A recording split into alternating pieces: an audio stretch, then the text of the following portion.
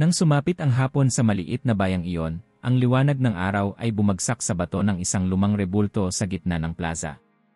Malapit sa paanan ng rebulto, sa mismong gitna ng mga basag na bato at lumot, ay nakaupo ang isang maliit na nilalang, isang tuta, marumi at basang-basa, parang naligaw sa mundo.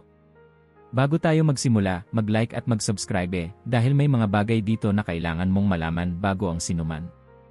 Ang kanyang mga paa ay magkadikit sa kanyang dibdib, animoy nagdarasal. Nakangatal ang kanyang katawan at ang manipis niyang balahibo ay punang putik.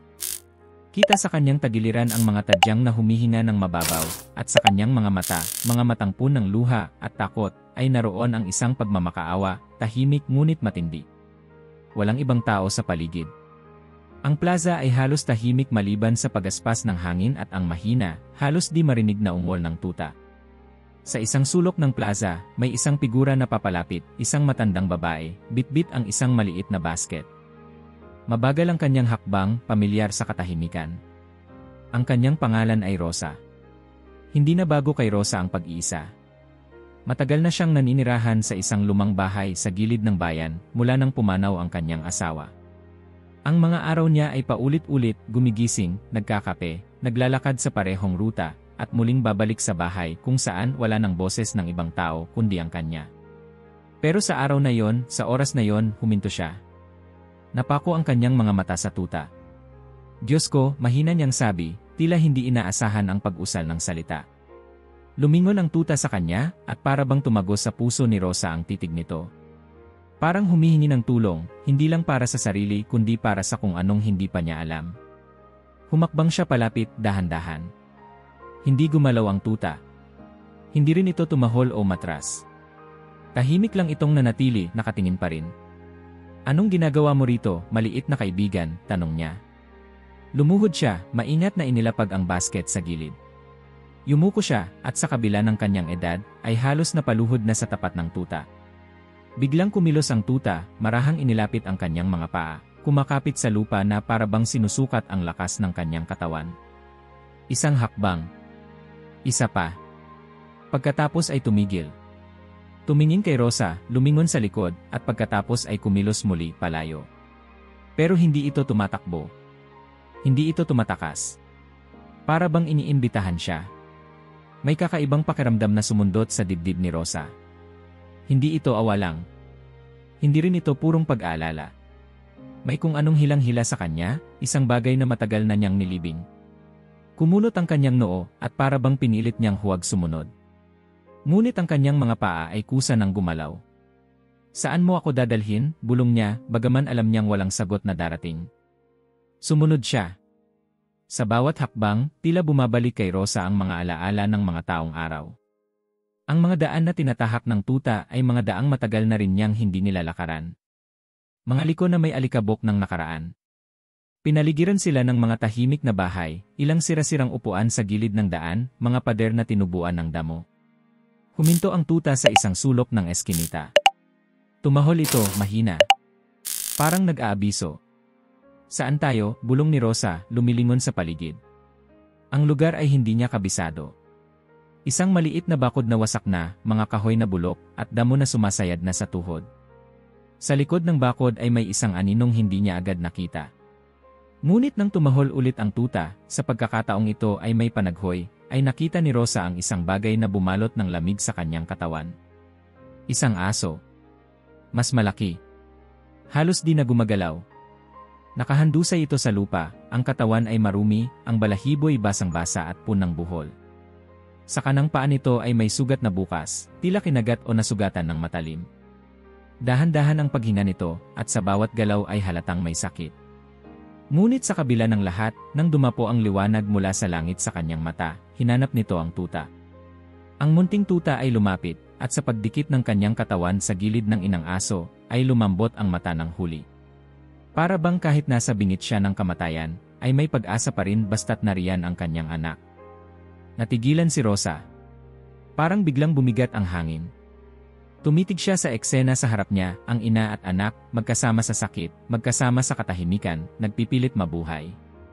At sa isang saglit, parang may boses na bulong sa loob niya, huwag mo silang iwan. Lumuhod siya, bumaba sa damuhan, at sa paglapit niya ay napaungol ang inang aso. Hindi ito galit. Ito'y pagod. Sobra na ang tiniis. Kaawa-awa kayong mga nilalang, bulong ni Rosa, nanginginig ang kamay. Inabot niya ang katawan ng inang aso, marahan, dahan-dahan. Hindi ito lumaban. Hinayaan lang siya. At sa sandaling iyon, naramdaman niya ang init ng katawan nito sa kanyang mga palad, mainit, marupok, halos hindi nabuhay. Ang tuta ay paikot-ikot, parang balisa, pero hindi umaalis. Sige na, bulong ni Rosa sa sarili, hindi ko kayo kayang iwan dito. Isiniksik niya ang kanyang kamay sa ilalim ng katawan ng aso, inipon ito sa kanyang mga braso. Mabigat ito para sa kanyang edad, pero mas mabigat ang alam niyang mangyayari kung hindi siya kikilos. Tumayo siya, at ang tuta ay tumakbo sa kanyang tabi. Walang ibang iniisip, nagsimula siyang lumakad pabalik. Hindi niya alam kung anong oras na, o kung bukas pa ang klinika, o kung tatanggapin sila ng veterinaryo. Pero hindi na mahalaga. Ang mahalaga, may buhay pa. At siya lang ang pwedeng gumawa ng paraan para hindi ito mamatay. Habang tinatahak nila ang daan pabalik sa bayan, ang tuta ay nakabuntot sa kanyang paa, minsang sumusulpot sa gilid niya, minsang nauuna. Hindi ito nagsasalita, pero parang may dinakikitang pisi na nag-ugnay sa kanila. At sa unang pagkakataon sa matagal na panahon, naramdaman ni Rosa na hindi na siya naglalakad mag-isa. Ang bigat ng katawan ni Rosa ay hindi lamang dahil sa edad, kundi dahil na rin sa damdaming matagal nang hindi gumalaw sa kanyang dibdib. Sa bawat hakbang napapalayo mula sa plaza, habang pasan ang inang aso at sinusundan ng tuta, naramdaman niyang may kumikirot sa loob niya, isang uri ng sakit na hindi dulot ng katawan kundi ng puso. Nang marating nila ang gilid ng plaza, huminto siya saglit upang huminga. Pinahiran niya ang noo, at ibinaba ang kanyang tingin sa tuta na nakatingin pa rin sa kanya, ang ulo ay bahagyang nakatagilid. Ang mga mata nito ay bilog, malinaw, puno ng katanungan at pag-asa. Maliit ka pa, bakit ikaw ang nagdala sa akin dito? Usa ni Rosa, parang tinatanong ang sarili kaysa ang hayop. Wala namang sagot, ngunit sa panahong iyon, sapat na ang titig ng tuta. Tila nagsasabi ito dahil walang ibang makakatulong kundi ikaw. Sumilay ang bahagyang ngiti sa labi ni Rosa, napakabanayad na halos hindi niya rin namalayang nangyari. Hindi siyang umingiti. Hindi na siyang umingiti. Pero heto siya, umingiti sa isang munting nilalang na wala man lang kakayahang magsalita. Tumuloy sila sa daan, at sa bawat hakbang ay nagiging mas pamilyar ang galaw ng tuta sa kanya. Tumatakbo ito ng pazigzag, minsang nauuna, minsang nahuhuli, pero palaging lumilingon upang masigurong hindi siya iniiwan. Parang bata ka, sabi niya habang inaayos ang posisyon ng inang aso sa kanyang mga bisig. Pero mas matalino ka pa sa karamihan ng tao. Nang marating nila ang klinikang veterinaryo sa gilid ng bayan, halos wala ng tao sa labas. Isang bintana lamang ang may ilaw. Inilapit niya ang mukha at kumatok. Mayroon ho ba, may tao ho ba dyan? Sigaw niya, bahagyang nag-aalangan. Tila matagal bago may lumabas. Isang lalaki ang sumilip sa bintana, may hawak na tasa ng kape, at suot pa ang puting lab coat. May salamin ito sa mata at medyo magulo ang buhok, tila bagong gising.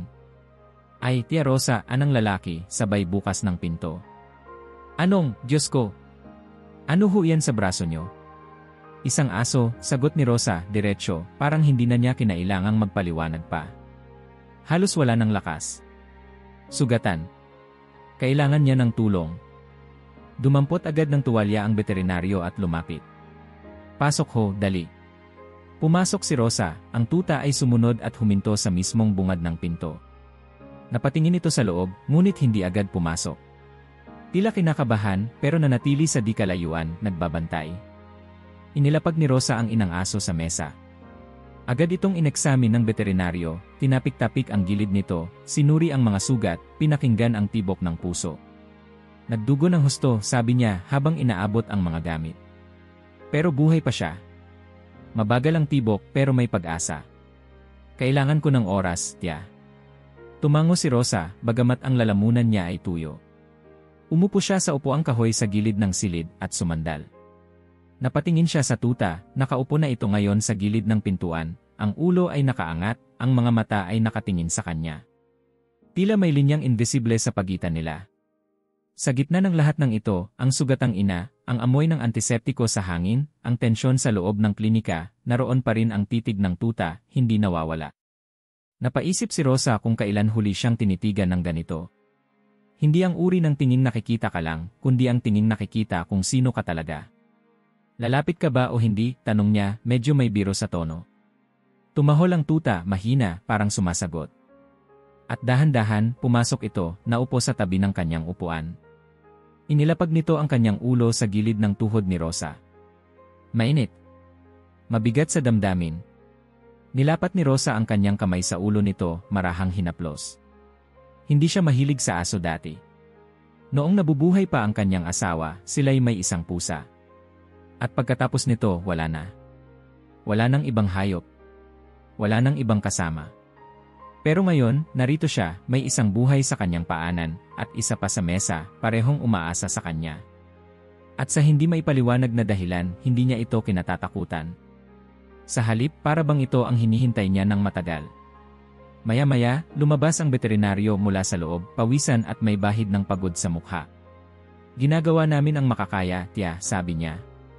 Pero kailangan naming obserbahan siya. Magdamag. Pwede ho kayong umuwi muna. Hindi, mariing sagot ni Rosa.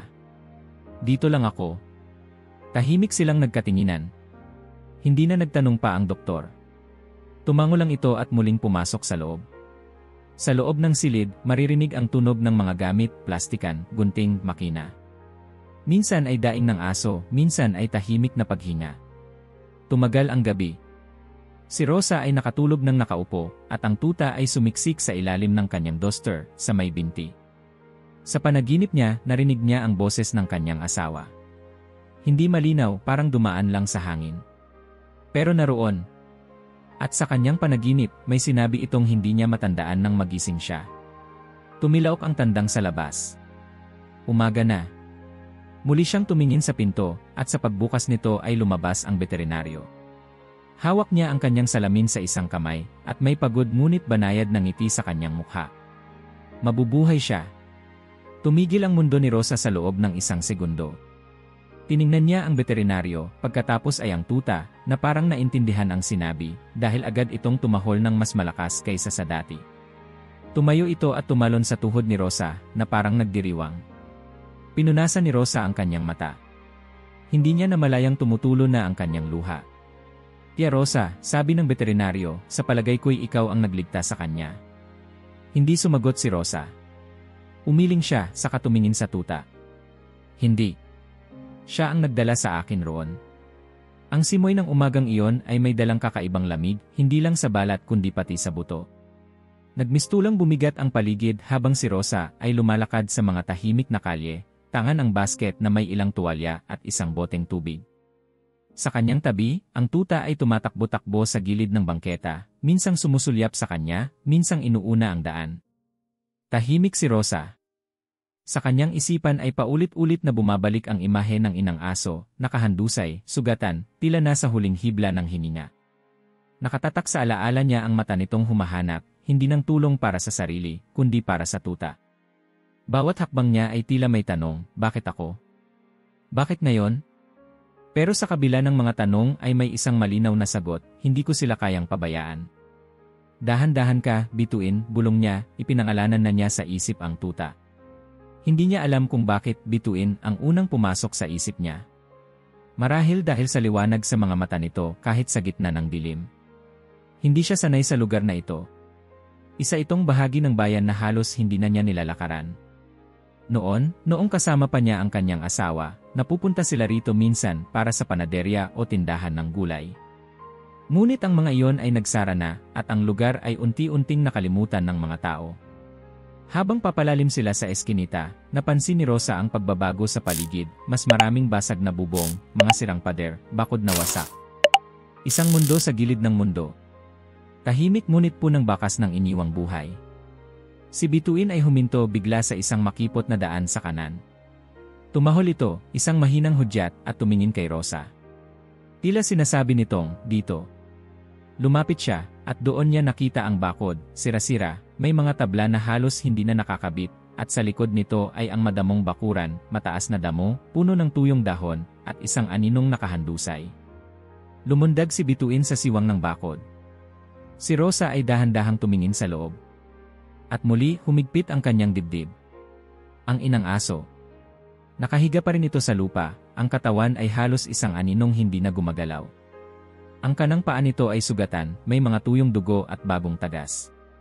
Ang balahibo ay buhaghag, may mga buhol at putik, at ang tiyan nito ay halos di na gumagalaw sa kakapusan ng hininga. Ngunit nang dumating si Bituin at idinikit ang katawan sa gilid nito, bahagyang gumalaw ang aso. Dahan-dahan, maingat, tila may huling lakas pa. Ang mga mata nito ay bumukas, at sa isang iglap, hinanap nito si Rosa. Ang titig na iyon ay hindi makahingi. Hindi rin galit. Isa itong tingin ng isang ina na naglalakas loob umasa, kahit wala ng lakas. Napaatras si Rosa ng bahagya. Hindi sa takot sa hayop, kundi sa bigat ng damdamin. Pakiramdam niya ay para siyang humarap sa isang matagal nang iniiwasang salamin, isang salamin ng sariling pagkawasak, ngunit may natitirang liwanag. Hindi ko kaya ito. Iyon ang unang pumasok sa isip niya. Ngunit hindi pa siya nakakahakbang palayo nang huminto si Bituin sa harapan niya.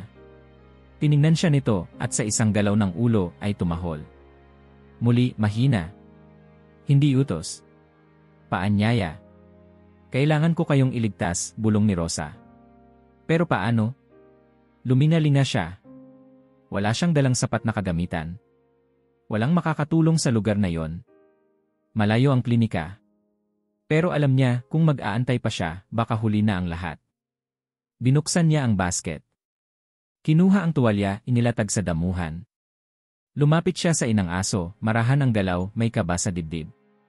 Hindi ko kayang sabihin kung anong mangyayari, pero hindi ko rin kayang iwan ka rito, sabi niya habang lumuhod. Dumapo ang palad niya sa likod ng aso. Mainit ito. Hindi nag-react sa unang haplos. Hinayaan lang siya. At nang simulang iangat ni Rosa ang katawan nito, napansin niyang bahagyang gumalaw ang buntot. Isang mahina, halos di makita, ngunit malinaw na tanda, pagtanggap. Salamat sa tiwala mo, bulong niya. Maingat niyang inipon ang katawan ng aso sa loob ng tuwalya, nilambungan ito, at iniangat sa kanyang mga bisig. Mabigat. Ngunit hindi gaanong mabigat gaya ng akala niya. Mas mabigat ang kaba sa dibdib kaysa sa mismong hayop. Sa kanyang tabi, si Bituin ay tumalon palabas ng bakod at tumakbo sa gilid ng daan. Muli, sinusundan ang bawat galaw niya. Gabi na. Unti-unti nang nagkukulay lila ang langit at may ilang bituin na ang sumisilip.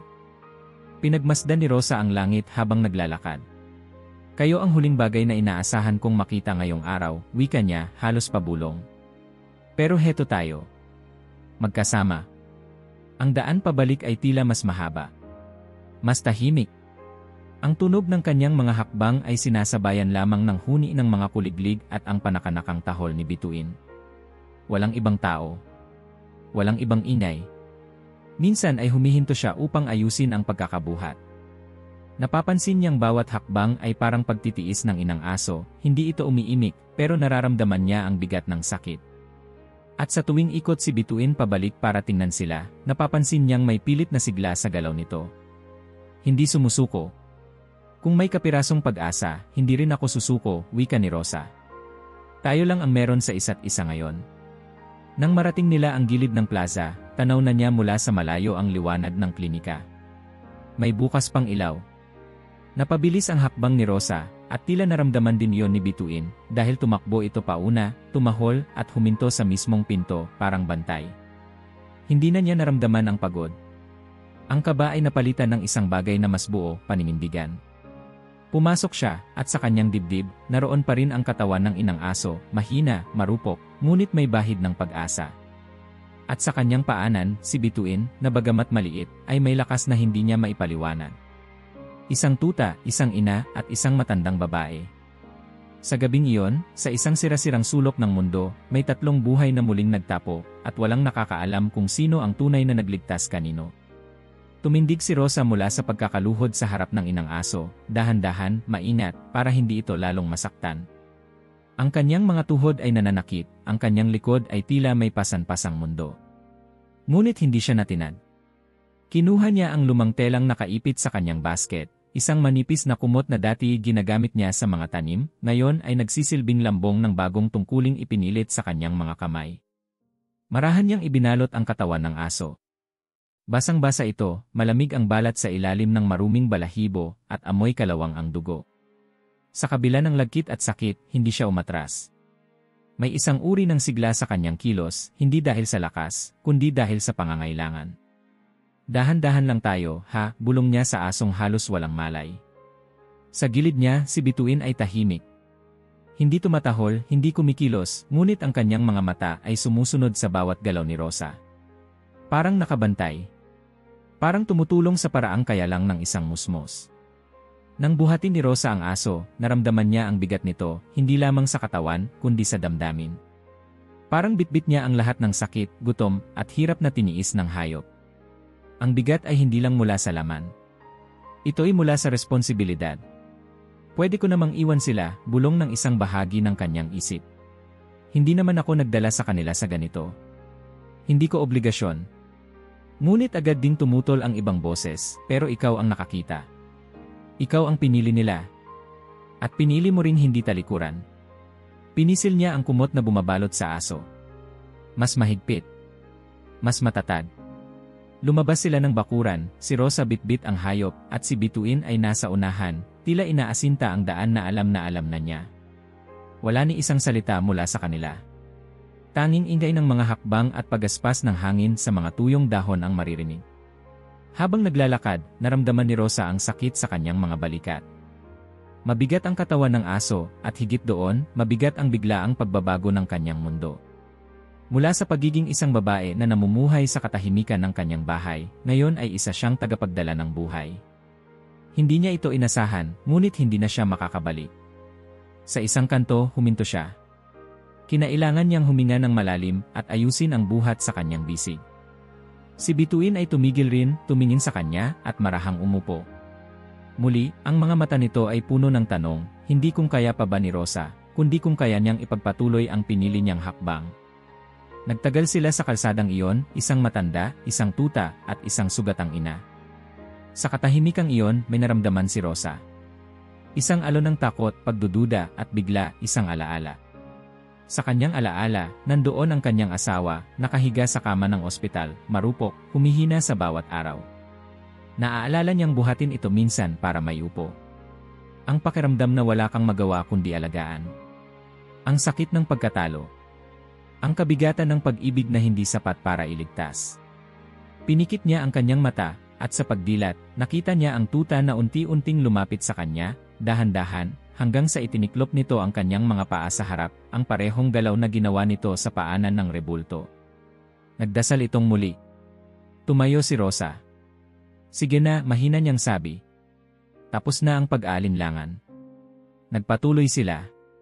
Ang daan patungo sa veterinary clinic ay hindi malapit. Kailangang maglakad si Rosa sa gilid ng main road, kung saan dumadaan ang mga sasakyan, at minsang may mga taong lumilingon sa kanya, nakasuot ng lumang duster. May bitbit na aso sa telang basa ng dugo, at may tuta sa tabi.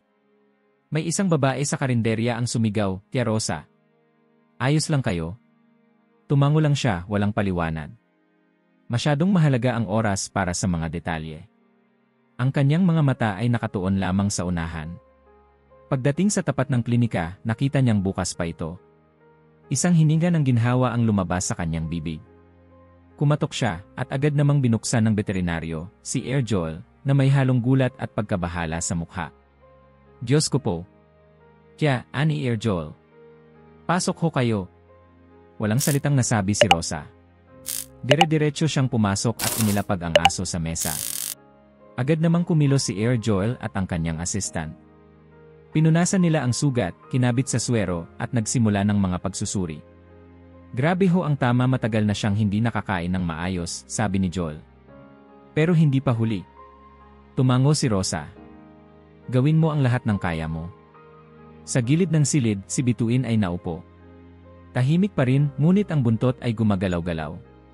Sa kabila ng kabigatan ng sitwasyon, tila may pag-asa itong nararamdaman. Parang alam niyang may laban pa. Umupo si Rosa sa isang upuan. Tumingin siya sa dalawang hayop, isa, nakahandusay, halos wala ng malay, isa, nakabantay, hindi umaalis. At naroon siya, sa gitna nila, hindi na lang bilang tagapanood ng mundo kundi bahagi na ng kwento. Marami pa siyang hindi alam, kung anong mangyayari bukas, kung may sapat siyang lakas, kung handa ba siyang ibigay ang sarili niya sa ganitong tungkulin. Pero isa lang ang malinaw. Nagpasya na siya. Pagpasok ni Rosa sa maliit na klinika, agad siyang sinalubong ng malamig na hangin mula sa lumang aircon na umaatungal sa sulok. Sa kabila ng pagod at pawis sa kanyang noo, hindi niya inalintana ang lamig. Bitbit pa rin niya ang sugatang aso, at sa kanyang tabi ay si Bituin, hindi pa rin umaalis. Ilapag niyo po rito, tiya, agad na utos ng veterinaryong si Ear Joel, habang inihahanda ang mesa sa gitna ng silid. Ang liwanag ng fluorescent lamp ay tumambad sa katawan ng aso. Parang lalo lamang nasilayan ang pinsala, ang sugat sa paa, ang mga galos sa tagiliran, at ang putik na nanigas sa balahibo nito. Hindi na umimik si Rosa. Tahimik niyang inabot ang mga gamit mula sa kanyang basket, isang bote ng tubig, isang lumang telang panlinis, kahit alam niyang hindi na iyon ang kailangan. Anong nangyari dito? Tanong ni Joel habang nagsisimulang maglinis ng sugat. Hindi ko alam, sagot ni Rosa, mahinang-mahina. Nakita ko lang sila. Iniwan sa isang abandonadong bakuran. Bituin ang nagdala sa akin roon. Napatingin si Joel sa tuta na ngayon ay nakaupo sa gilid ng mesa. Bituin, tanong niya, nakangiti. Pangalan niya. Ako na ang nagbigay, sagot ni Rosa. Hindi pa siya sumasagot kung gusto niya. Napatawa si Joel, saglit na gumaan ang tensyon sa silid. Bagay, sabi niya, sabay tapik sa ulo ng tuta. Muling binalikan ni Joel ang inang aso. Nilinis niya ang sugat, kinabitan ng swero, pinahiran ng gamot ang mga galos. Habang ginagawa niya ito, si Rosa ay naupo sa silyang kahoy sa tabi, at si Bituin ay sumampa sa kanyang kandungan. Huminga siya ng malalim. Ang mga oras ay lumipas na parang hindi gumagalaw. Tahimik sa loob ng klinika, maliban sa tunog ng gamit medikal, bukas na bote, tunog ng gunting, kaluskos ng tela. Wala ring ibang pasyente. Sa labas, ang araw ay unti-unting nagtatago sa ulap, nagkukulay kahel ang paligid. Sa loob, nananatiling malamig, tahimik, at parang hiwalay sa oras. Napatingin si Rosa sa pader kung saan may lumang orasan. Ang kamay nito ay mabagal na umiikot, pero tila hindi niya ito maramdaman. Parang ganito rin dati, naisip niya. At sa gitna ng katahimikan, bumalik sa kanya ang mga alaala. Ang kama sa ospital. Ang amoy ng alkohol at gamot. Ang tunog ng monitor na bawat beep ay nagpapaalala na may oras ang lahat. Doon niya huling hinawakan ang kamay ng kanyang asawa, malamig na, pero pinilit pa rin kumapit. Minsan lang ito dumilat sa huling araw. Isang sulyap, isang mahinang isalamat, at pagkatapos ay katahimikan. Walang sigawan. Walang drama. Basta na lang nawala ang isang bahagi ng kanyang mundo. Hindi ka man lang nagpaalam, bulong niya noon. At sa loob ng maraming taon, iyon ang naging tanong niya gabi-gabi, bakit iniwan mo akong mag-isa? Hindi siya umiyak noon. Hindi rin siya sumigaw. Tahimik siyang lumakad pa uwi, pinatay ang ilaw, at mula noon ay tinanggap na ang katahimikan bilang kasama sa bahay. Ngunit ngayon, habang si Bituin ay nakasandal sa kanyang tiyan at si Luna, ang pangalan na bigla niyang naiisip para sa inang aso, ay nakikipaglaban para mabuhay sa harap niya, tila may basag sa kanyang loob. Ang katahimikan ay hindi na komportableng kaibigan. Ito na ay isang tanikalang pumipigil sa kanya para muling magmahal, muling makiramdam, muling mabuhay. Luna, mahinang sabi ni Rosa habang pinagmamasdan si Joel. Bituin at Luna. Kayong dalawa baka kayo ang dahilan. Hindi niya alam kung para saan pa ang mga dahilan. Matagal na siyang tumigil sa pag-asang may bago pang mangyayari sa kanyang buhay. Ngunit heto siya ngayon, sa isang klinikang halos hindi niya alam na bukas pa pala, may dalawang nilalang na hayop sa kanyang piling, at isang puso na unti-unting humihina sa dati nitong pagkatigas. Nagring ang cellphone ni Joel, saglit niya itong sinagot sa kabilang kwarto. Si Rosa ay nanatiling nakatingin kay Luna. Kita niya ang paggalaw ng tiyan nito, mabagal ngunit tuloy-tuloy. Sa isang iglap, gumalaw ang ulo ni Luna, bahagyang bumaling sa kanyang direksyon. Bumuka ang mata nito at tumingin sa kanya. Nagtagpo ang kanilang mga mata. Isang segundo. 2. At pagkatapos, pumikit ulit ang aso. Parang sinasabi nito, narinig kita. Alam ko. Napahigpit ang yakap ni Rosa kay Bituin. Hindi niya alam kung anong mangyayari mamaya, bukas, sa mga susunod na araw. Pero isa lang ang malinaw. Hindi na siya nag-iisa. Nasa parehong upuan pa rin si Rosa nang bumukas ang pinto sa loob ng klinika. Ang ilaw sa kisame ay naglalaro sa salamin ni Air Joel habang dahan-dahan siyang lumabas, hawak pa ang isang peres ng guwantes na basa sa dugo at antiseptiko. Ang kanyang damit ay may mansa na rin at ang kanyang mukha ay pagod, ngunit may isang bagay sa kanyang ngiti. Isang banayad na ngiti. Hindi malaki, hindi pilit. Isa yung ngiting may bitbit na magandang balita. Napatingin si Rosa, bahagyang tumayo, hindi alam kung dapat bang lumapit. Buhay siya, sabi ni Joel, halos pabulong. Napatigil si Rosa. Walang lumabas na salita sa kanyang bibig. Tila huminto ang mundo. Tanging tunog na naririnig niya ay ang sarili niyang paghinga at ang biglang pagtibok ng kanyang puso. Ang sugat sa paa niya ay malalim at mahina na talaga ang katawan niya, paliwanag ni Joel habang inilalapag ang mga gamit sa mesa, pero matibay siya, tiya. Laban kung laban. Lalo na siguro't nakita niyang narito kayo. Napaupo si Rosa, mahigpit ang pagkakahawak sa gilid ng upuan. Bumaba ang kanyang balikat, para bang biglang nawala ang bigat ng isang daigdig mula sa kanyang likod. Hindi siya umiyak agad, matagal na siyang natutong huwag basta-bastang lumuha. Pero sa sandaling iyon, unti-unting umangat ang tubig sa kanyang mga mata. Dumampi ang dila ni Bituin sa kanyang daliri. Napatingin siya sa tuta, na tila ba naramdaman ang emosyon ng matanda.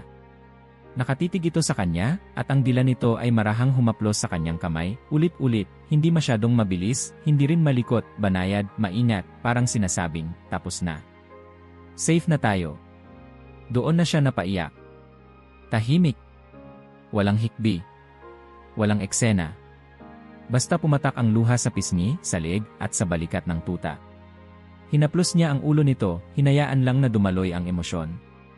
Ilang taon na rin mula nang huli siyang umiyak ng ganito. Marami nang tiniis. Marami nang kinimkim. At ngayong may isang buhay na naligtas sa kanyang piling, ang lahat ay tila bumigay. Salamat, bulong niya. Hindi malinaw kung para kay Joel, para kay Luna, o para kay Bituin, o para sa pagkakataong muling makaramdam ng koneksyon. Ililipat namin siya sa kwarto sa likod, wika ni Joel habang sinisilip ang clipboard. Kailangan niyang manatili rito ng ilang araw para maobserbahan. Maglalagay kami ng antibiotics, pain relievers. Pero ngayon pa lang masasabi ko, malalampasan niya ito. Tumango si Rosa, pilit pinapahiran ang kanyang mata. Pwede kayong bumalik bukas para bisitahin siya, dagdag pa ng doktor. Pero kung gusto nyo, magpahinga muna kayo sa bahay. Matagal pa rin bago siya makakauwi. Hindi agad sumagot si Rosa. Tinignan niya si Bituin, na ngayon ay nakahiga na sa tabi ng kanyang paa. Ang buntot ay kumikislot-kislot habang natutulog. Pwede ko bang isama siya sa bahay? Tanong ni Rosa, tinutukoy ang tuta. Walang problema, sagot ni Joel. Malusog siya. Walang sugat. At sa tingin ko, ayaw rin niyang malayo sa inyo. Napangiti si Rosa. Hindi sanay ang kanyang mga labi sa ganitong galaw, pero hindi na niya napigilan. Salamat, Joel. Ngumiti si Joel pabalik, walang anuman. At siya Rosa ni. Enan? Ngayon lang ulit kita nakita dito. Matagal ka nang hindi lumalabas. Tumango siya, hindi rin agad nakasagot. Ibang klaseng araw ito, sagot ni Rosa sa wakas. Pagkalabas nila ng klinika, ramdam ni Rosa ang biglaang katahimikan ng gabi. Hindi ito katulad ng mga katahimikang nakasanayan niya, ito ay hindi malamig, hindi rin mabigat. Sa halip, ito ay parang pahinga pagkatapos ng laban. Ang hangin ay malambot. Ang langit ay may ilang bituin na kumikislap. Binuha niya si Bituin at ipinatong sa kanyang braso, parang sanggol. Hindi naman tumutol ang tuta. Sa halip, nagsiksik ito sa kanyang dibdib, sumisinghot-singhot sa kwelyo ng kanyang duster. Sa wakas, bulong ni Rosa habang naglalakad pa uwi. May kasama na ulit ako. Tahimik silang naglakad pa uwi, sa parehong kalsadang dinaanan nila ilang oras ang nakalipas. Pero ngayon, ibang-iba ang pakiramdam. Ang dating madilim na daan ay tila may ilaw kahit walang poste. Ang hangin ay may amoy ng bagong simula. Sa pintuan ng kanyang bahay, huminto si Rosa. Binuksan niya ang pinto, pumasok, at inilapag si Bituin sa sahig. Agad itong tumakbo sa gilid ng mesa, suminghot-singhot sa paligid, tila nangangapa sa bago niyang tahanan. Hindi malaki, ani Rosa, pero malinis. At tahimik. Kaya huwag kang mag-ingay kung walang dahilan, ha? Tumahol si Bituin, isang beses lang, at naupo. Tumingin kay Rosa. Tumingin sa paligid. At para bang nauunawaan nito ang bawat salita. Lumapit si Rosa at kinuha ang maliit na tuwalya. Pinunasan niya ang paa ng tuta, inayos ang sapin sa sahig, at inilabas ang lumang mangkok. Nilagyan niya ito ng gatas. Wala akong dog food, sabi niya. Pero bukas, pupunta tayo sa palengke. Habang pinapanood niya si Bituin na uminom, umupo si Rosa sa lumang upuan malapit sa bintana. Ang buwan ay sumisilip sa ulap at ang liwanag nito ay humahaplos sa mga dingding ng kanyang bahay. Muli pumikit siya. Ang tahimik niyang gabi ay may bagong tunog na ngayon, higop ng gatas, galaw ng maliit na buntot, huni ng simula. Hindi pa tapos ang laban. Nandoon pa rin si Luna, nakaratay, kailangang alagaan at muling babalikan. Ngunit ngayong gabi, sa unang pagkakataon sa napakatagal na panahon, naramdaman ni Rosa ang isang bagay na hindi niya akalaing muling darating. Pag-asa. Madilim ang mga sulok ng bahay ni Rosa sa pagsapit ng madaling araw. Ang liwanag mula sa buwan ay pilit sumisilip sa pagitan ng mga jalousy, habang ang lamig ng gabi ay nanatili sa sahig na semento. Maingay ang orasan sa sala, ang bawat tiktak ay tila mas malakas kaysa karaniwan, tulad ng kung paanong ang katahimikan ng bahay ay mas mabigat kaysa sa hangin mismo. Si Rosa ay nakaupo sa lumang upuan na yari sa ratan, ang mga bisig niya ay nakapatong sa sandalan, at ang kanyang mga mata ay nakatuon sa gitna ng sala kung saan naroroon si Bituin, nakalugmok sa isang lumang basahan. Tulog ngunit panay ang kilos ng buntot na parang nananaginip ng takbo. Matagal na ring hindi may natulog sa mismong gitna ng bahay niya. Dati, iyon ang lugar kung saan sila ng kanyang asawa ay nagkakape tuwing alas 6 ng umaga, nag-uusap, nagtatawanan, o basta tahimik na nagmamasid sa gising ng paligid.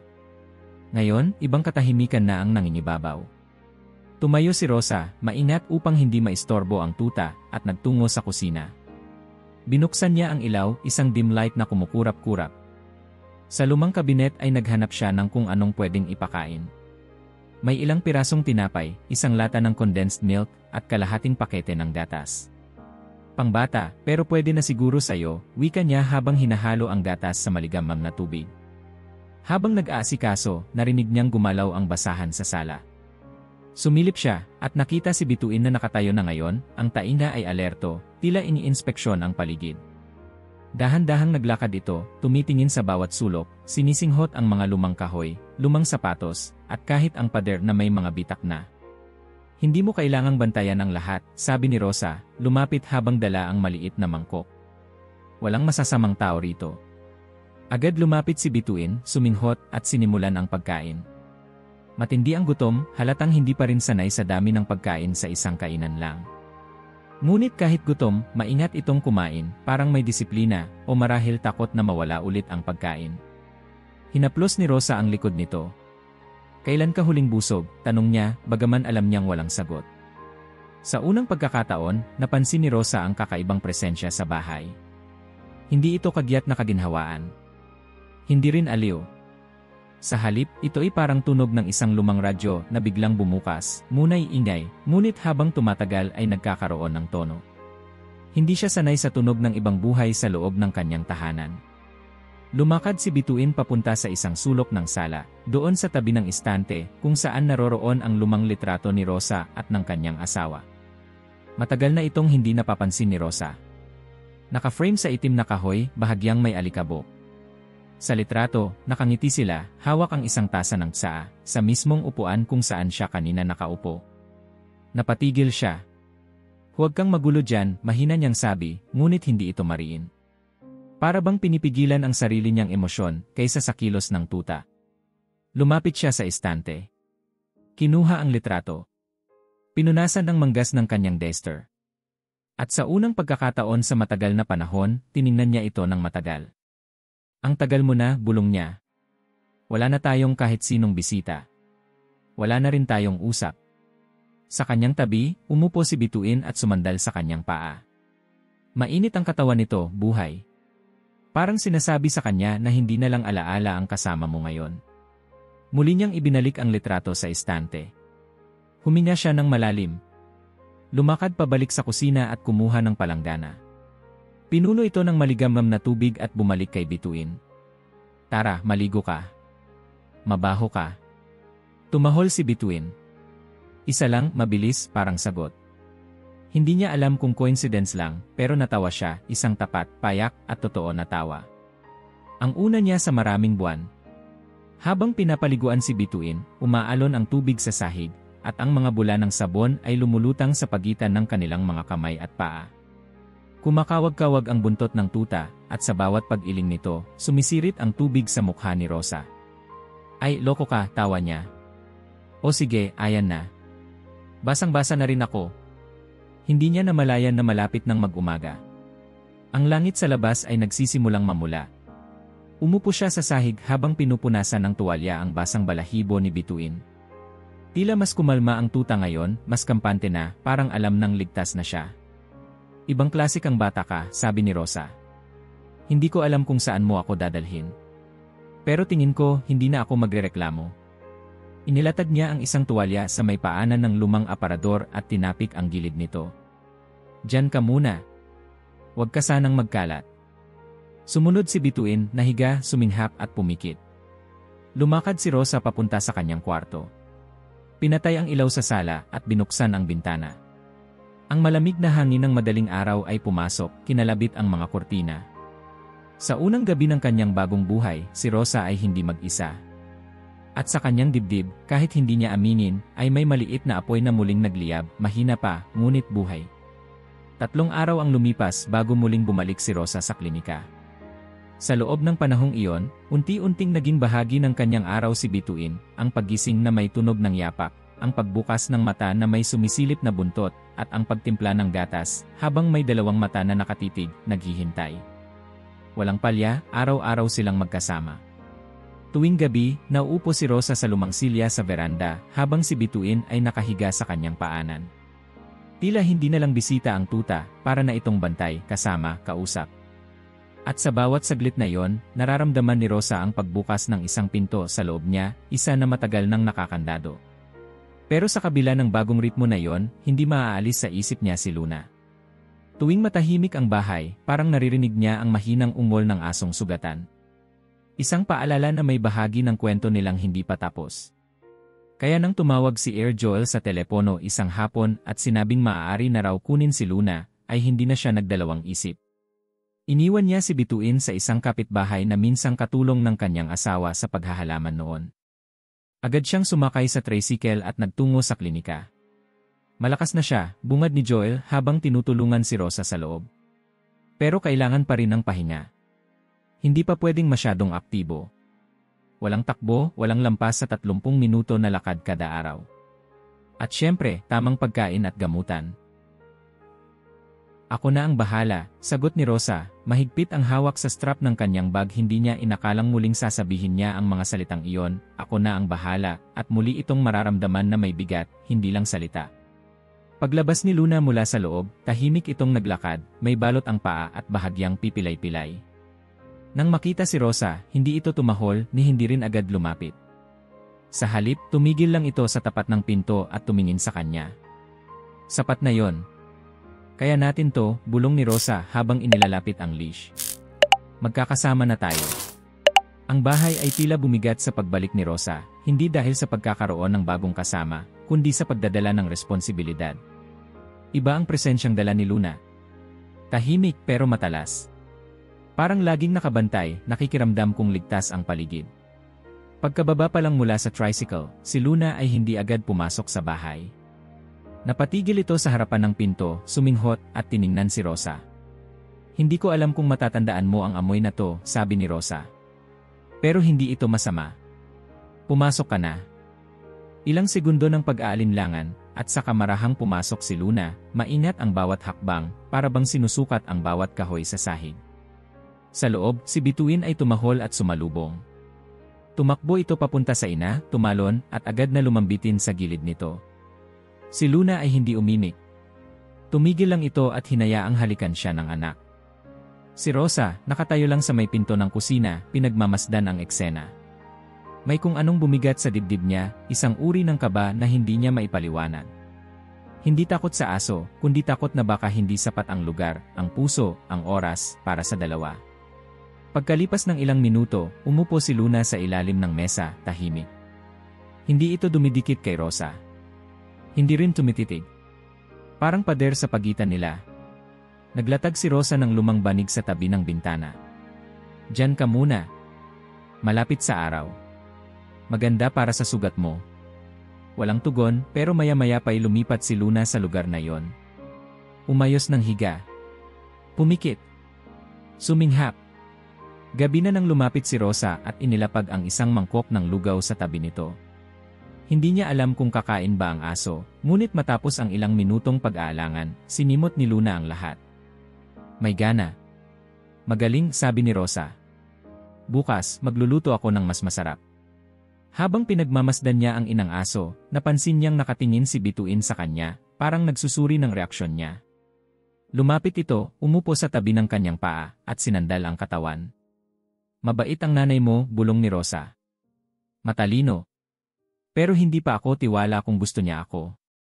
Tumahol si Bituin, isa lang, maikli at tahimik. Ah, ikaw ang tagapamagitan namin ha, biro ni Rosa. Tagapagtali ng dalawang mundo. Sa mga sumunod na araw, tila isang dahan-dahang sayaw ang pagkakaangkop ng tatlong nilalang sa ilalim ng isang bubong. Si Luna ay palaging alerto, laging may distansya kay Rosa. Hindi ito tumatanggap ng haplos. Hindi rin tumatabi sa kanya. Pero hindi na rin ito lumalayo. Isang gabi, habang nanonood si Rosa ng balita sa maliit niyang naramdaman niya ang presensyang lumapit sa likod niya. Sa una, akala niya si Bituin. Ngunit sa paglingon, nakita niyang si Luna iyon, nakaupo, nakatitig sa screen, para bang nakikibahagi sa katahimikan. Hindi siya gumalaw. Hindi siya nagsalita. Hinayaan lang niyang naroon si Luna. At sa dulo ng palabas, lumapit si Luna ng isang hakbang. Isa pa. Hanggang sa nasa gilid na siya ng paa ni Rosa. Hindi humiga. Hindi tumahol. Pero nandoon siya. At si Rosa, bagamat hindi niya inunat ang kamay para haplusin ito, ay bahagyang ngumiti. Sapagkat alam niyang may nangyayaring hindi niya kailangang madaliin. Sa ika-4 na araw ng pagiging tatlo sa loob ng bahay, nang si Rosa ay naglalagay ng tuyong damo sa bakuran para sa composting, napansin niyang si Luna ay sumunod sa kanya. Maingat, pipilay-pilay pa rin pero may tiwala na sa paligid. Sumasama ka na sa akin, tanong ni Rosa. Huwag kang mag-alala, hindi kita pababayaan. At nang matapos ang gawain, sa ilalim ng punong mangga sa likod ng bahay, si Luna ay humiga. Si Bituin ay pumulupot sa gilid ng ina, at si Rosa ay umupo sa silyang kawayan. Tinignan niya ang dalawang aso. Tumango. Ako na ulit ang tagapag-alaga, wika niya. At sa totoo lang hindi ko alam kung kailan ako huling natuwa sa ganitong pakiramdam. At doon, sa liwanag ng hapon, sa pagitan ng aninong gumagalaw sa mga dahon, ay muling nabuhay ang bahagi ni Rosa na matagal na niyang inilibing, ang pagiging ina, ang pagiging tagapangalaga, ang pagiging bahagi ng isang tahanan. Bituin, bulong ni Rosa habang iniabot ang data sa tuta, ikaw yan. Ikaw ang liwanag sa dilim ko. Napatingin si Bituin sa kanya, kumislot ang tainga, at agad sinimulan ang paghigop sa mangkok. Tumawa si Rosa. Isang malutong, magaan na tawa. Wala pang isang linggo mula nang pumasok ang tuta sa kanyang buhay, pero parang matagal na silang magkasama. Ang kulit mo, anya, habang pinupunasan ang paanan nito matapos uminom. Parang bata na hindi marunong mapagod. At yan ang bagay sa'yo, Bituin. Laging nagniningning kahit maputik, kahit gutom. Sa tabi ng lumang istante, si Luna ay nakahiga pa rin, nakamasid. Hindi na ito ganoon kailang. Kahit pa rin may distansya, hindi na ito umaalis sa paligid. May mga gabi na natutulog ito sa may paanan ng kama ni Rosa, kahit saglit lang, bago bumalik sa sariling sulok. Sayo naman, wika ni Rosa, lumapit at naupo sa tabi ni Luna, Luna ang bagay. Tahimik. Matatag. Palaging nandyan kahit hindi ka napapansin. Pero kapag naroon ka na, ramdam ka. Hindi tumugon ang aso pero hindi rin ito umiwas. Parang tinanggap ang pangalan. At para kay Rosa, sapat na yon.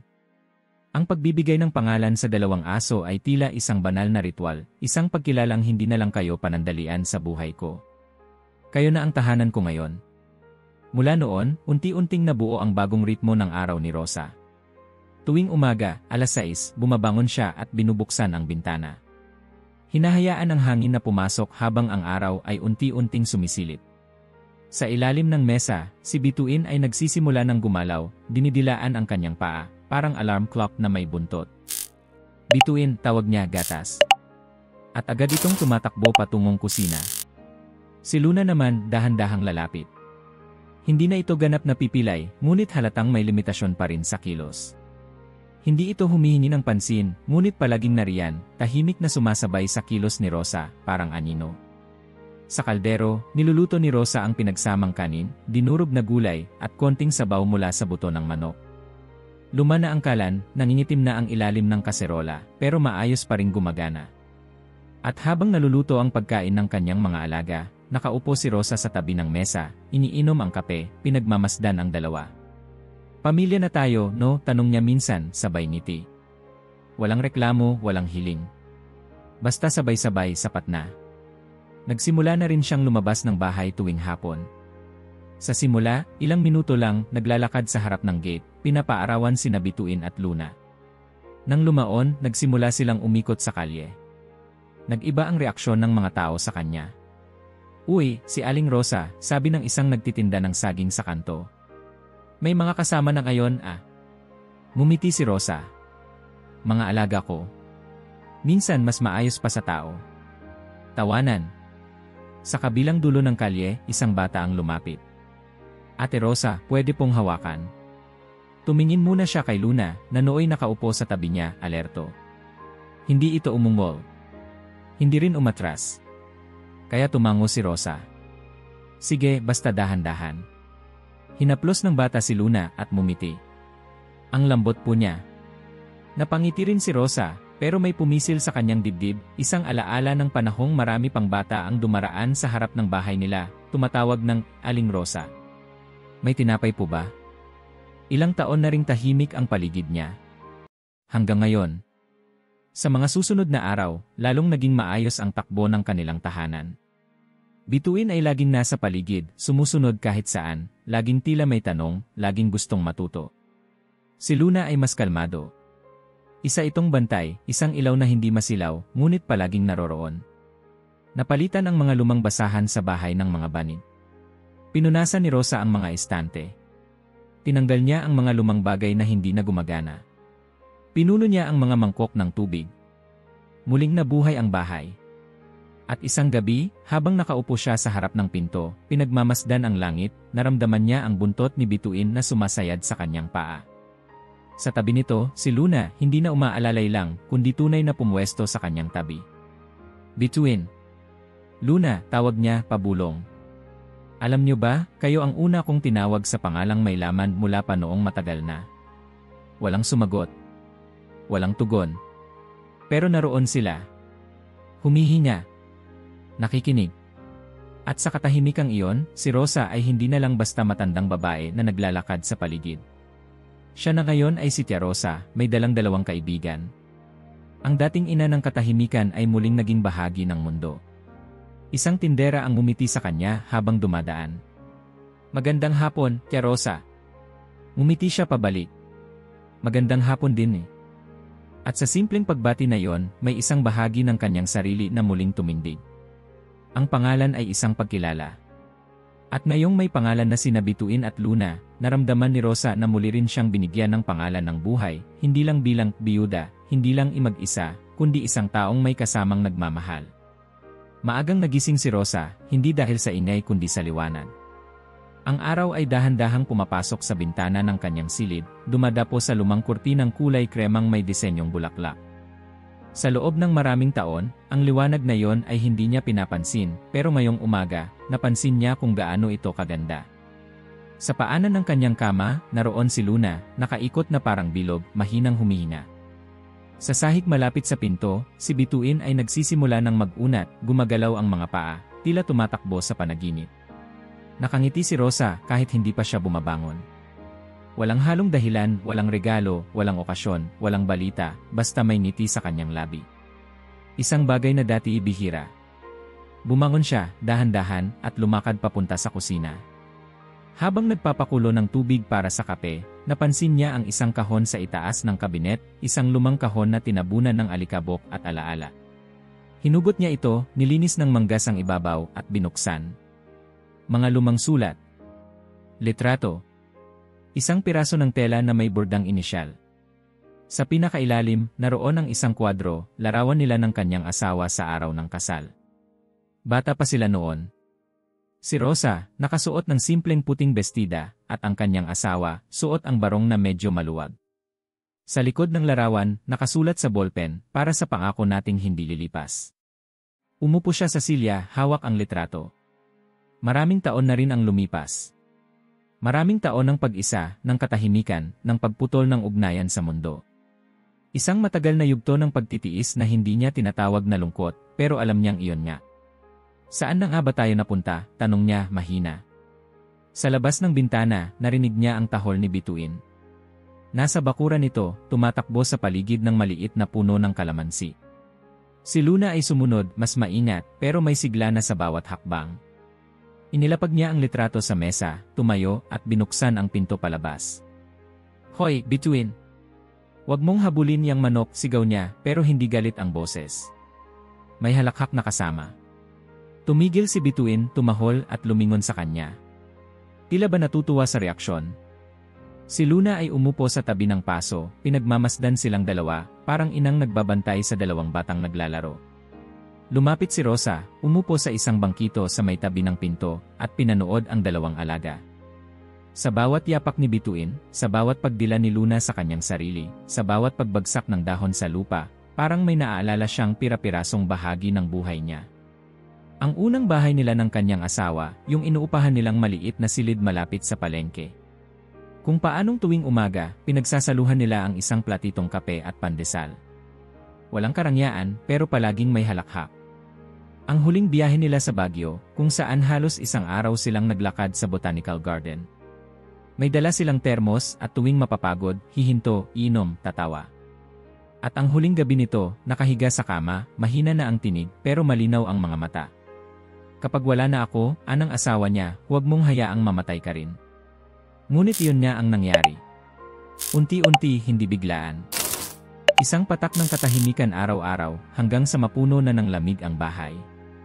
Hanggang ngayon. Ang tagal kong hindi nakatawa, bulong ni Rosa. Salamat sa inyo. Si Bituin ay lumapit at tumalon sa kanyang kandungan, hinihingal, punang alikabok ang balahibo. Ang dumi mo, tawa ni Rosa, pero mas gusto ko nang may ganyan kaysa sa sobrang linis na walang buhay. Pinulot niya ang hose, at habang pinapaliguan si Bituin, si Luna ay lumapit, at sa unang pagkakataon, kusang lumapit sa paanan ni Rosa, tila ba nagsasabing, sige, ako rin. Talaga? Gusto mo rin? Tanong ni Rosa, nagtatawa. Tumahol si Luna, mababa, mahina, pero malinaw. Isa itong pagbubukas. Matapos ang paliligo, sabay-sabay silang umupo sa ilalim ng puno. Basang-bas pa si Bituin, habang si Luna ay nakahiga sa tuwalya. Si Rosa ay nakatingala sa langit. Sa kanyang puso, may isang puwang na matagal nang iniwang bukas. At ngayon, hindi man ganap na puno, naroroon na ang liwanag. Hindi na puro gunita ang tahanan. May kasalukuyan na ring umaalalay. Sa pagitan ng mga paalala ng nakaraan, natututo si Rosa na hindi lahat ng alaala ay kailangang ikulong. Ang ilan, pwedeng buhayin sa ibang anyo, sa ibang araw, sa ibang uri ng pagmamahal. Nagsimula ito sa malayong kulob, isang ungol ng kalikasan na tila umaalingaw-ngaw sa likod ng bundok. Bandang 3:00 ng hapon, napansin na ni Rosa ang bigat ng hangin, makapal, parang may laman, parang may binubuong lihim na galit sa langit. Mabilis ang pagtakbo ng mga ulap, animoy hinahabol ng panahon ang sarili nito. Luna, Bituin, pasok na, tawag niya mula sa bakuran habang pinupulot ang mga sinampay. Si Bituin ay agad tumakbo, tumahol pa na tila nagbababala. Si Luna naman ay tumayo mula sa lilim ng punong mangga at tahimik na pumasok ng bahay. Nang maisara na ni Rosa ang pinto, bumuhos ang unang alon ng ulan, mabigat, walang pauna, parang isang balde ng tubig na itinapon mula sa langit. Unang bagyo ng taon, bulong ni Rosa habang inaayos ang kandado sa bintana. Parang laging ganon na uuna ang ulan sa paalala. Binuksan niya ang transistor radio sa kusina. Walang musika, walang drama, tanging ulat panahon na nagsasabing delikado ang hangin, iwasan ang paglabas, at manatili sa loob ng bahay. Luminga si Rosa. Sa sala, si Luna ay nakahiga na sa ilalim ng mesa, alerto pero kalmado. Si Bituin naman ay nasa gilid ng pinto, nakasilip sa ilalim ng kurtina, sinusundan ng tingin ang mga patak sa bubong. Tumabi siya sa tuta. Alam mo ba, takot ako sa bagyo noon, bulong niya. Hindi sa ulan o hangin, kundi sa biglaang pagkawala. Sa kanyang alaala, bumalik ang isang gabing ganito rin, marahas ang ulan, umuugong ang hangin, at siya'y mag-isang nakahiga sa kama habang ang mga alon ng takot ay humahampas sa kanyang dibdib. Sa gabing iyon, iniisip niya kung paano kung bigla na lang siyang hindi huminga. Walang makakaalam. Walang maghahanap. Ngunit ngayong gabi, iba ang takbo ng isip niya. Hindi siya nag-iisa. Lumakas pa ang ulan. Umuugong ang hangin na parang umuungol na hayop. Pumipito ang siwang sa pagitan ng bintana. Napayakap si Rosa sa sarili habang pinapanood ang pagbaha sa labas ng gate. Bituin, halika rito, tawag niya. Tumakbo ang tuta at tumalon sa kanyang kandungan, basang balibuhibo sa pawis kahit walang ulan.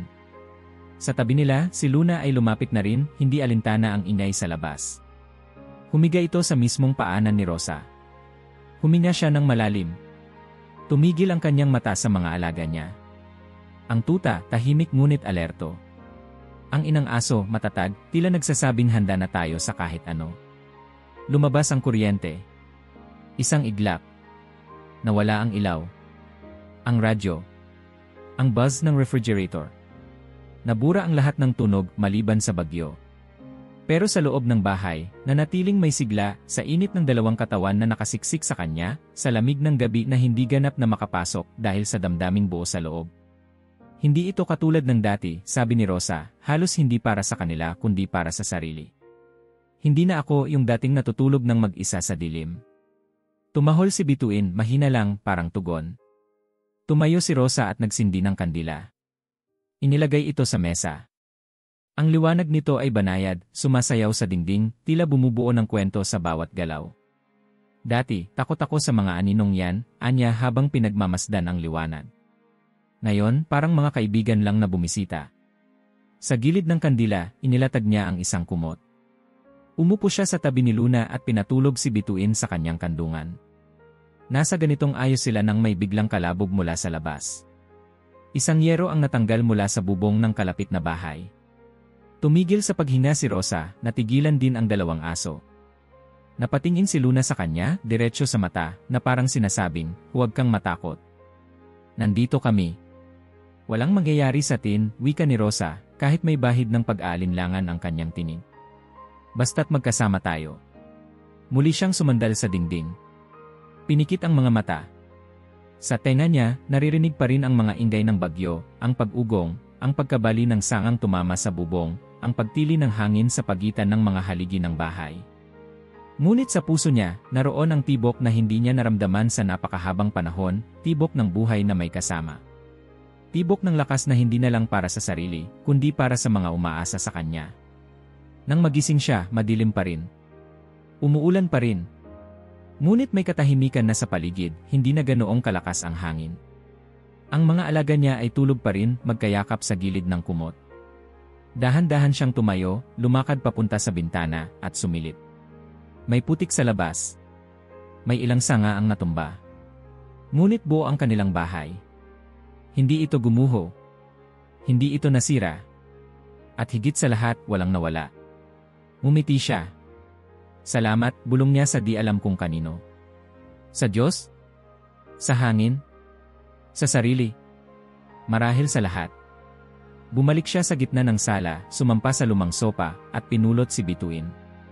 Mahalaga pala talaga ang hindi ka mag-isa sa gitna ng bagyo, wika niya habang hinahaplos ang ulo ng tuta. Hindi nito pinipigilan ang ulan pero iba ang tapang mo kapag may kasama ka. Si Luna ay tumingin sa kanya, saka muling pumikit.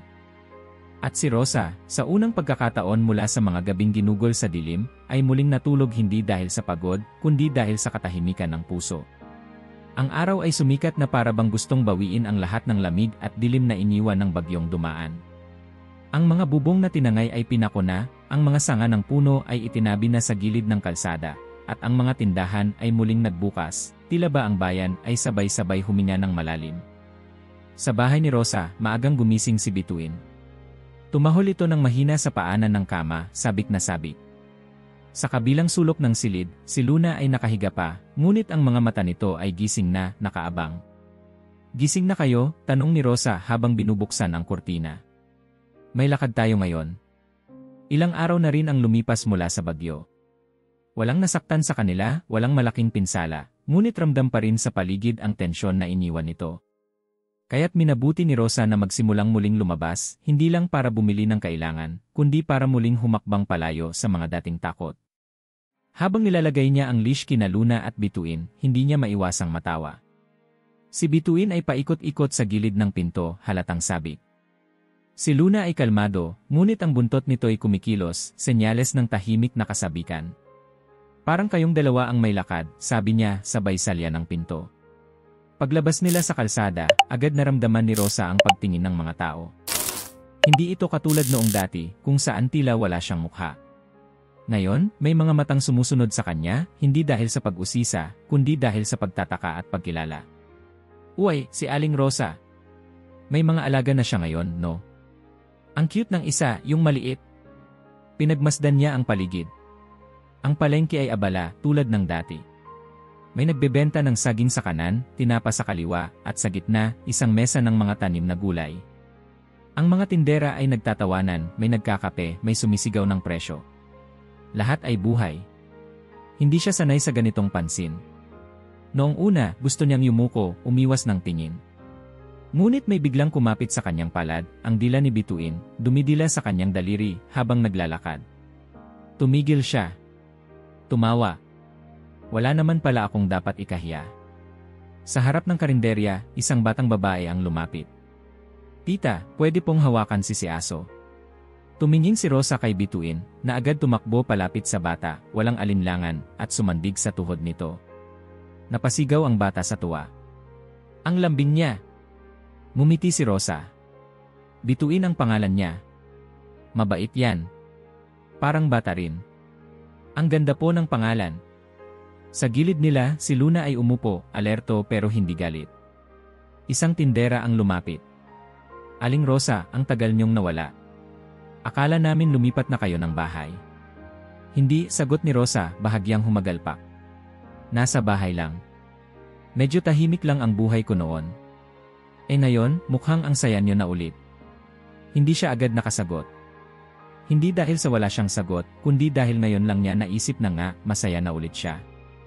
Sa palengke, binili niya ang mga kailangan, kamote para kay Luna, tinapa para sa sarili, at kaunting treats para kay Bituin.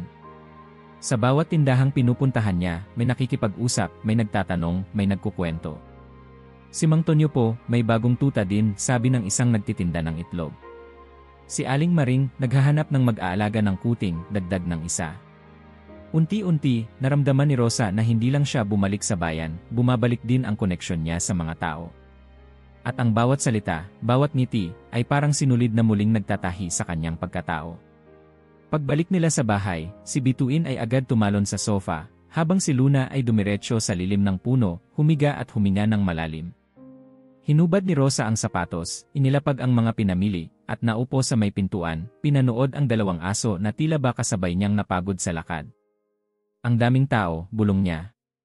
Pero hindi ako napagod, parang ang gaan lang. Si Bituin ay tumakbo palapit at tumalon sa kanyang kandungan.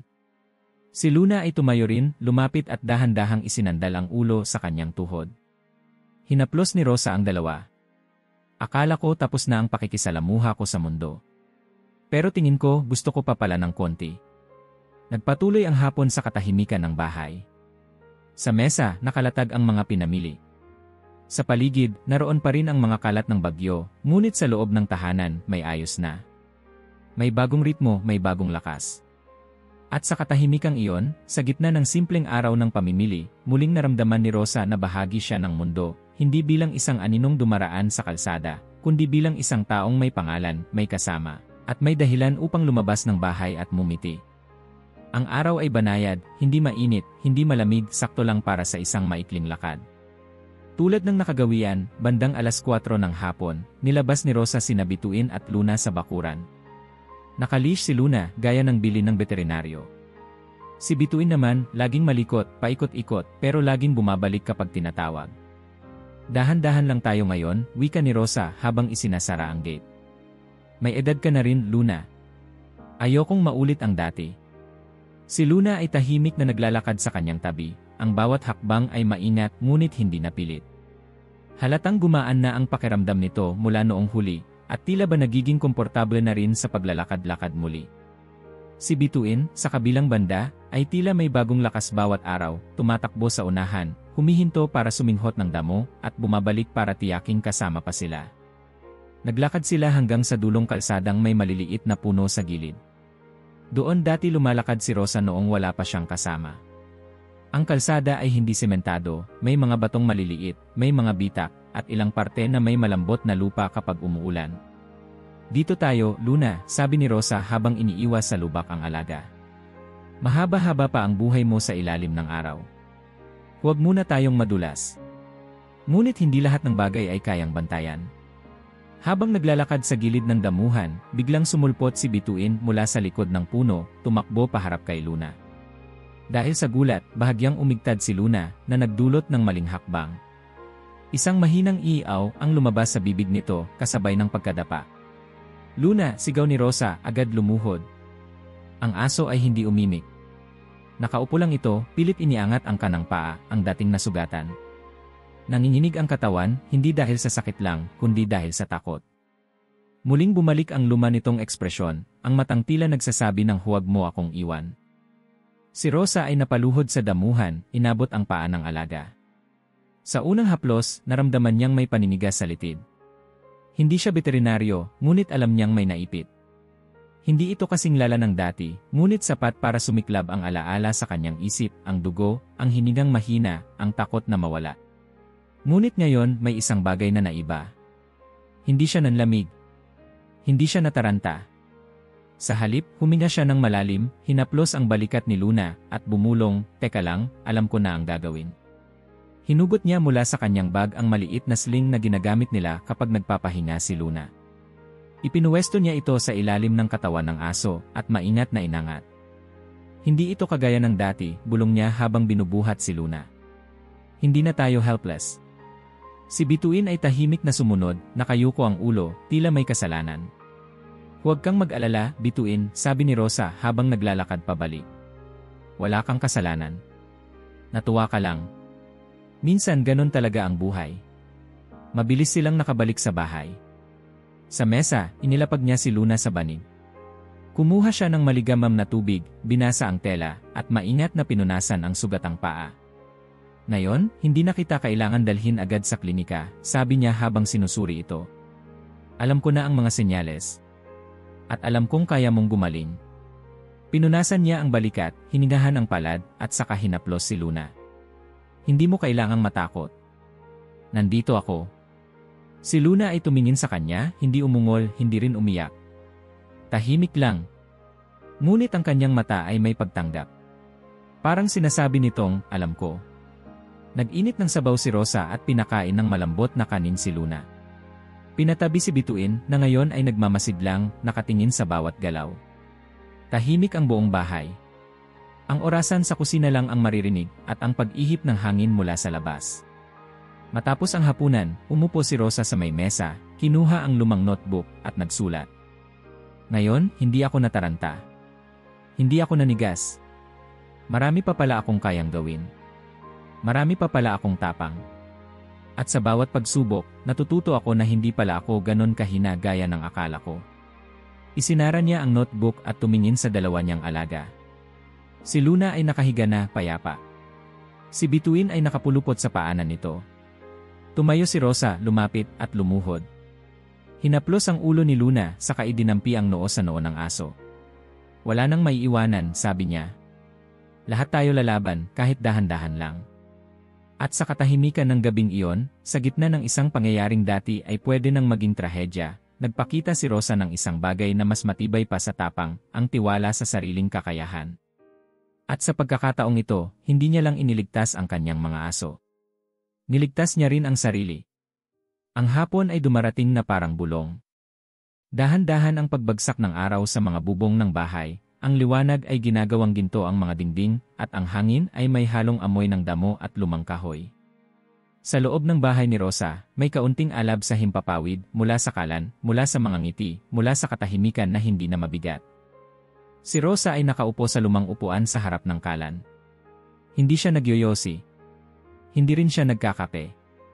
Basta nakaupo lang siya roon, nakatanaw sa apoy na marahang sumasayaw, tila ba sinasayaw ang mga alaala ng kanyang mga nakaraang taon.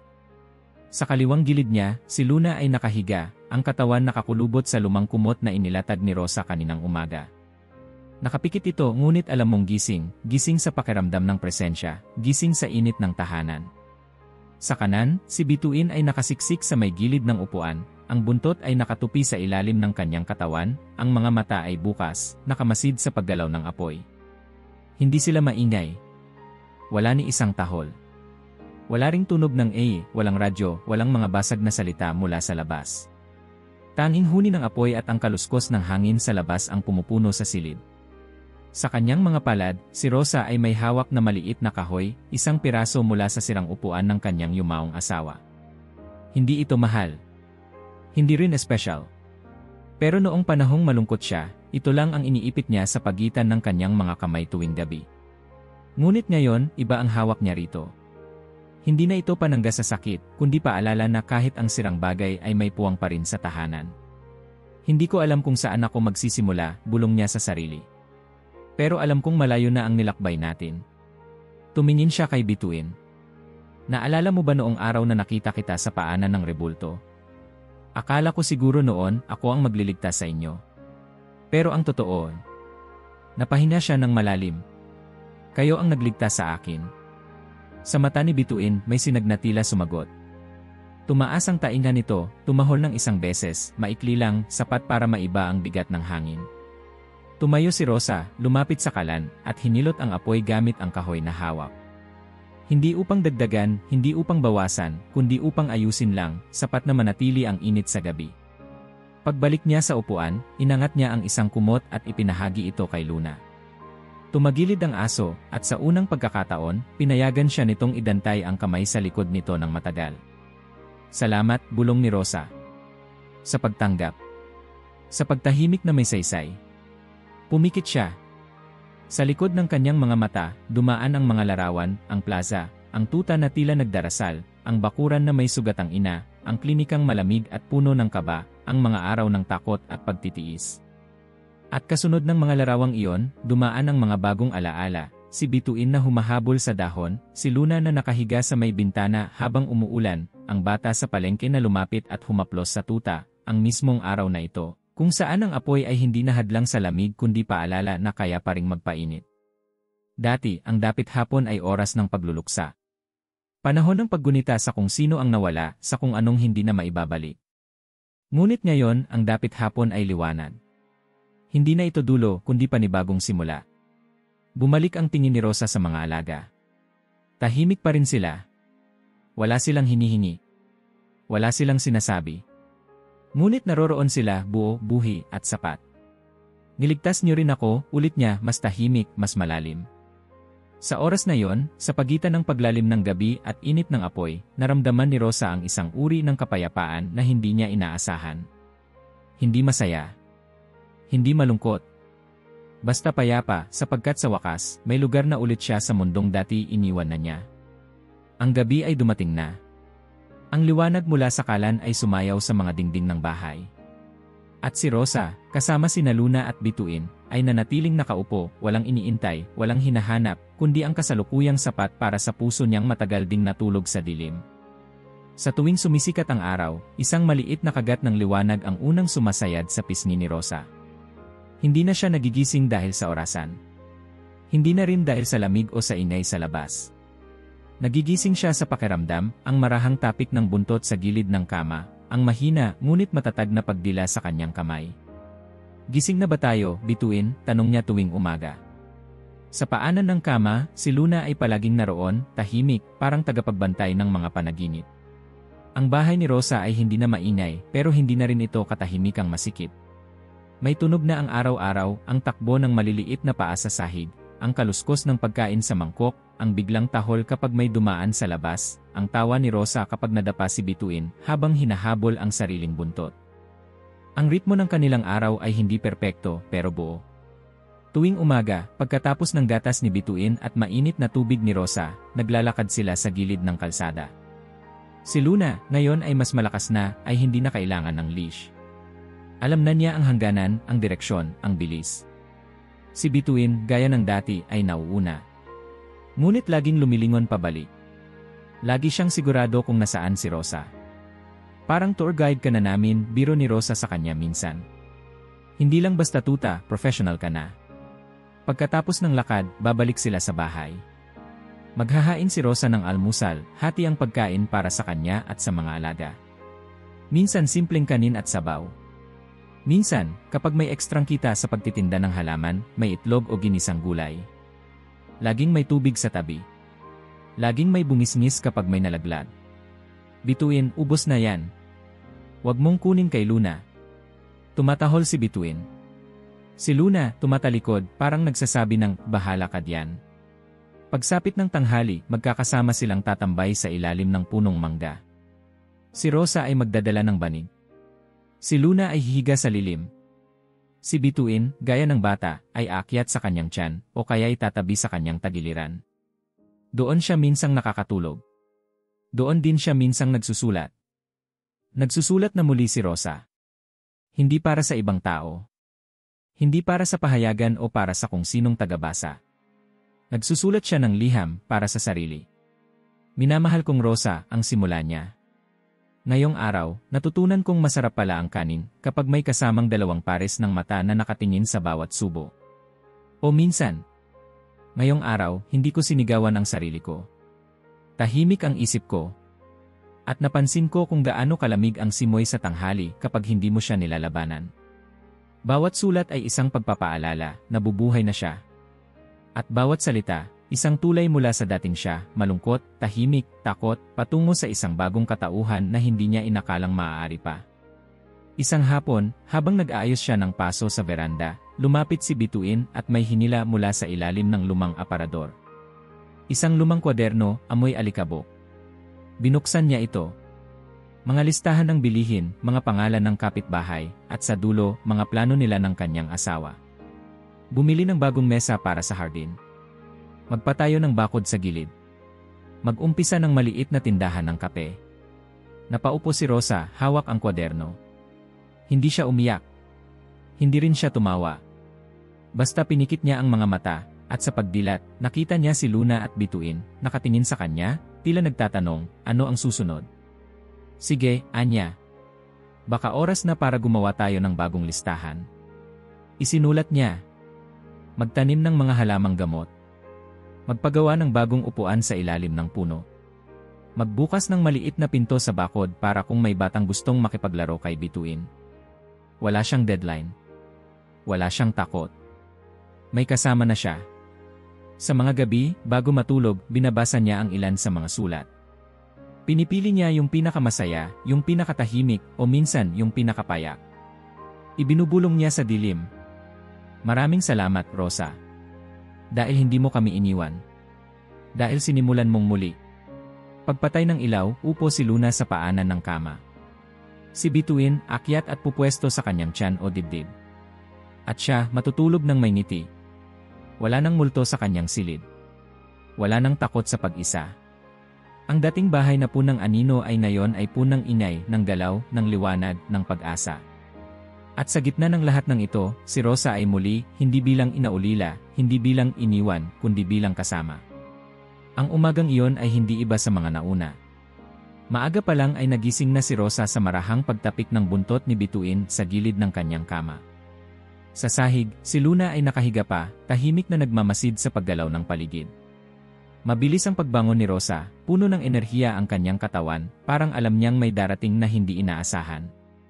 Habang nagkakape sa veranda, pinanood niya si Bituin na hinahabol ang sariling anino, habang si Luna ay tinatabunan ang isang butas sa lupa na malamang ay ginawa rin ni Bituin.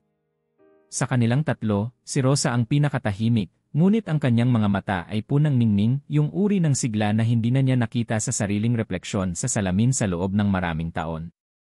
Dumating ang sulat bandang 10:00. Isang sobre, may pangalan niya sa harap, sulat kamay. Nakalagay sa mailbox na halos hindi na niya ginagamit. Pinulot niya ito, binuksan habang nakaupo pa rin sa veranda. Minamahal na Ginang Rosa. Kami po ay mula sa Silong Hayop Animal Shelter sa kabilang bayan. Isa sa aming volunteer, si Mang Tonyo, ay nagkwento tungkol sa inyo, sa inyong mga alaga, at kung paano nyo sila inalagaan mula sa hirap hanggang sa paggaling. Sa kasalukuyan, kami po ay naghahanap ng mga bagong voluntaryo. Hindi kailangan ng karanasan, kundi puso. Taong handang makinig, magpakain, magbantay, at higit sa lahat, magmahal. Kung sakaling kayo po ay interesado, malugod naming inaanyayahan na bumisita sa aming munting shelter. Walang obligasyon. Pero baka ito ay maging simula ng bago. Lubos na gumagalang. Team Silong Hayop eh. Hindi agad gumalaw si Rosa. Pinagmasdan niya ang papel, binaliktad, binasa ulit mula umpisa. Tila ba sinusuri kung totoo nga ba ito o panaginip? Marahan niyang ipinatong ang sulat sa kanyang kandungan at tumingin sa langit. Walang hangin. Walang kulog. Walang bagyo. Tahimik lang. Payapa. Pumasok siya sa loob ng bahay, inilapag ang sobre sa mesa, at naglagay ng tubig sa plansa. Habang pinaplansa ang kanyang lumang blusa, si Bituin ay tumatakbo sa paligid ng kanyang mga paa. Si Luna ay nasa gilid, nakaupo, tila nag-aabang. Magbihis muna ako, ha, sabi niya, nakangiti, habang kinakausap ang sarili. Pagkalipas ng kalahating oras, nakasuot na siya ng puting blouse, pantalon, at sapatos na medyo maputik na ngunit maayos pa. Isinuot niya ang lumang sombrero, saka lumapit kina Luna at Bituin. Lalakad tayo, anya. Pero hindi lang palengke, hindi lang pasyal. Baka may bagong simula. Tumahol si Bituin. Tumayo si Luna, umayos ng postura, tila handa sa kahit anong pagsubok. Si Rosa, hawak ang tali ng leash, binuksan ang gate at sabay-sabay silang lumabas. Ang kalsada ay mainit sa ilalim ng araw, pero hindi nakakasuya. May mga batang naglalaro, may naglalakad na may dalang bayong, at sa bawat taong nakakasalubong nila, may kumakaway, may ngumingiti, may bumabati. Uy, Aling Rosa. San lakad? May pupuntahan lang. Subukan lang, sagot niya, mahina pero buo. Sa jeep na sinakyan nila papuntang kabilang bayan, umupo si Rosa sa tabi ng bintana, habang si Bituin ay nasa kandungan niya at si Luna ay nakaupo sa kanyang paanan. Sa bawat pag-ikot ng gulong, sa bawat tanaw ng mga lumilipas na puno at bahay, naramdaman ni Rosa ang pintig ng panibagong paglalakbay. Isang patunay na kahit ang puso ng matanda ay pwedeng muling tumibok sa panibagong direksyon. Pagsapit nila sa harap ng shelter, nakita agad ni Rosa ang maliit na karatula, Silong Hayop, para sa mga hindi iniwan at hindi nang iwan. Sa loob, may mga asong tumatahol. May ilan na nasa kulungan, may ilan na pinapaliguan, at may ilan na tumatakbo sa maliit na bakuran. Isang matandang lalaki ang lumapit, si Mang Tonyo. Aba, dumating kayo, anya, may ngiting punang saya. Sabi ko nang aba may itutuloy pa kayong kwento. Ngumiti si Rosa, saka yumuko, at hinaplos si Bituin sa ulo. Hindi lang pala ito kwento. Buhay na pala talaga. Naglakad siya papasok. Si Luna at Bituin ay sumunod, tahimik, matatag. Walang pag-aalinlangan sa bawat hakbang. Tila ba alam ng dalawa na ito ay simula ng bagong kabanata, hindi na lang bilang mga niligtas, kundi bilang mga tutulong ding magligtas. At sa unang pagkakataon, hindi para sa sarili, hindi para sa nakaraan, kundi para sa kinabukasan, si Rosa ay pumasok sa isang pintuan na hindi niya alam na naghihintay sa kanya sa buong panahong iyon. Hindi na lang sila tatlo. Magiging bahagi na sila ng mas malaki, mas buhay na mundo. At ang mundo, sa wakas, ay muling binuksan ang sarili sa kanya, hindi bilang isang babae na nawalan, kundi bilang isang babae na pumili muling magmahal. Kung naabot mo na ito, mag-iwan ng like at mag-subscribe dahil ang mga balitang tulad nito, ikaw ay dapat. Ang unang nakaalam.